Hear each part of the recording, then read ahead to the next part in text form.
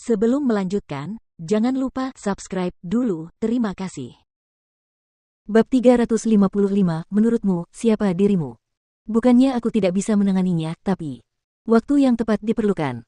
Meski begitu, aku berharap Nona Gu bisa datang ke keluarga Seng secepatnya, dan belajar mengelola rumah tangga dengan saksama. Kakek Seng memberitahu Mama Gu dengan sangat sopan. Asalkan Tuan Tua Seng mau membuka jalan bagi Ziling kita, aku akan berusaha sebaik mungkin membujuknya. Itu sudah diputuskan, kalau begitu. Kedua belah pihak akhirnya mencapai kesepakatan, dengan keluarga Gu menunggu dengan penuh harap untuk melihat bagaimana lelaki tua itu akan memisahkan Mu Qi dan Seng Xiao. Setelah pergi ke Afrika yang jauh, kakak keenam tentu saja frustrasi ketika mengetahui tentang pertunangan Jing Yun dan Seng Minglan. Memikirkan bahwa seorang wanita muda dari keluarga Seng dan kakak keempatnya akan menikahi seorang pria malang yang tidak punya uang. Dia benar-benar ingin tahu bagaimana Jing Yun memikat lelaki tua itu sehingga dia mau menyetujui pertunangannya, terutama dengan bagaimana lelaki tua itu selalu menghargai hubungan dengan orang-orang penting. Mungkinkah orang tua itu menjadi gila? Itulah sebabnya saudara keenam sebenarnya tidak mampu menahan diri meskipun Seng Xiao menghalanginya untuk pulang. Tetap saja, tidak seorang pun memberitahunya tentang identitas Jing Yun, sama seperti kebanyakan orang di Jianchuan masih belum mengetahui bahwa Jing Yun adalah anak bungsu dari keluarga Su. Meskipun demikian, ia segera membeli tiket pesawat pulang. Teringat pada adik perempuannya yang malang yang diusir dari keluarga, ia benar-benar kesal dengan bagaimana 8 saudaranya dan anjing piaraannya terus mendapatkan apa yang mereka inginkan. Sementara itu, Jing Yun siap mengunjungi keluarga Seng untuk melamarnya, meskipun dia belum memutuskan bagaimana dia harus memperlakukan lelaki tua itu. Sebenarnya, lelaki tua itu sendiri tidak begitu senang dengan kunjungan Jing Yun, meskipun dia tidak akan memprotes pertunangannya dengan Seng Minglan. Meski begitu, dia akan tetap melakukan pengaturan yang diperlukan. Pada malam berikutnya, lelaki tua itu menyuruh seluruh keluarga Seng pulang untuk menyambut tamu mereka. Tak lama kemudian, mereka mendapati Jing Yun datang membawa hadiah, tetapi kali ini dia tidak sendirian, dia ditemani 4 pengawal, dan itu belum termasuk rombongan pembawa hadiah. Seperti yang diharapkan, seseorang akan menjadi sangat berbeda saat mereka memiliki semangat. Bahkan cara Anda memandang mereka akan berubah. Jing Yun benar-benar memiliki aura yang berbeda sekarang karena dia adalah tuan muda keluarga Su. Bukankah begitu? Dia bahkan membawa 4 pengawal bersamanya. Dia jelas-jelas menghalangi kita untuk menghinanya. Saya sudah melihat hadiahnya. Barang-barang itu tidak murah. Anggota keluarga Seng yang lain mulai berdiskusi, sedangkan lelaki tua itu terus menatap Jing Yun. Dia masih Jing Yun yang dulu, dingin dan tidak mudah didekati. Jing Yun, mengapa kamu tidak memberitahu kami siapa dirimu sebelumnya? Semua hal itu tidak akan terjadi jika kamu memberitahu kami. Saya sungguh-sungguh ingin menikahi Minglan, entah saya seorang Su atau bukan.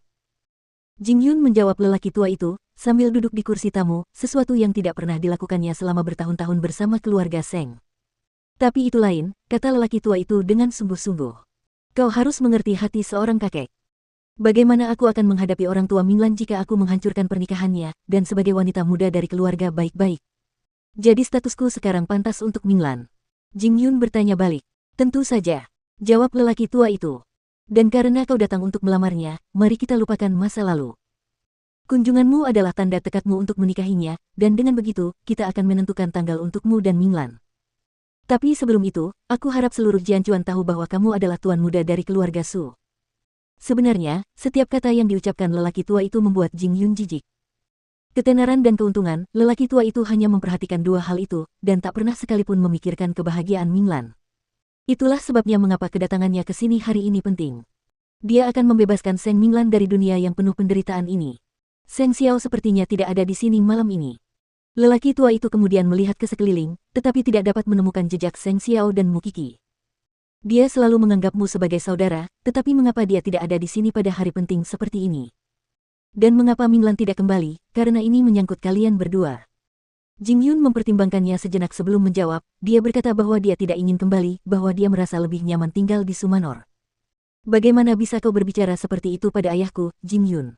Paman keempat menggeram pada Jing Yun. Itulah yang dikatakan Minglan, kata demi kata. Dia belum menikah dengan keluargamu.